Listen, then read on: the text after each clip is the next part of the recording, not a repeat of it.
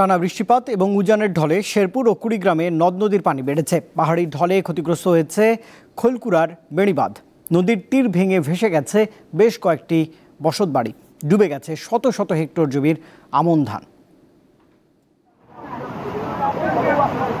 এভাবেই ভেসে যাচ্ছে ঘরবাড়ি। টানা বৃষ্টিতে শেরপুরের মহারশী, ভোগাই আর সোমেশ্বরী নদীর পানি বিপদসীমার ওপর দিয়ে প্রবাহিত হচ্ছে। এতে বিভিন্ন এলাকায় দেখা দিয়েছে ভাঙন। ঝিনাইগাতির খৈলকুড়া গ্রামে মহারশী নদীর তীর ভেঙে ঢলের পানি ফসলের জমিতে ঢুকে পড়েছে। এতে ডুবে গেছে শত শত হেক্টর জমির আমন ধান।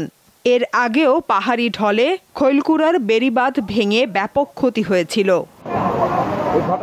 এলাকাবাসীর অভিযোগ, পানি উন্নয়ন বোর্ডের দুর্বল কাজের কারণেই প্রতি বছর এই দুর্ভোগ পোহাতে হচ্ছে তাদের। পানি উঠে আপনার ঝড় বৃষ্টিতে নদীতে পানি উঠে আমাদের এই সাইডে অনেক ক্ষতিগ্রস্ত। দেখলাম আমার জীবনে এরকম আমি আসলে নদীর ভাঙ্গনের স্রোত আমি দেখি নাই। পানি উন্নয়ন বোর্ড শেরপুরকে 5 কোটি টাকা বরাদ্দ দিয়েছে, কিন্তু সুষ্ঠু কাজ হয়নি। কুড়িগ্রামের ধরলা, তিস্তা, ব্রহ্মপুত্র ও দুধকুমার নদীর পানি বৃদ্ধি পেয়ে বিপদসীমার সামান্য নিচে রয়েছে। কাউনিয়া পয়েন্টে তিস্তার পানি বৃদ্ধি পেয়ে 19 সেন্টিমিটার নিচ দিয়ে প্রবাহিত হচ্ছে।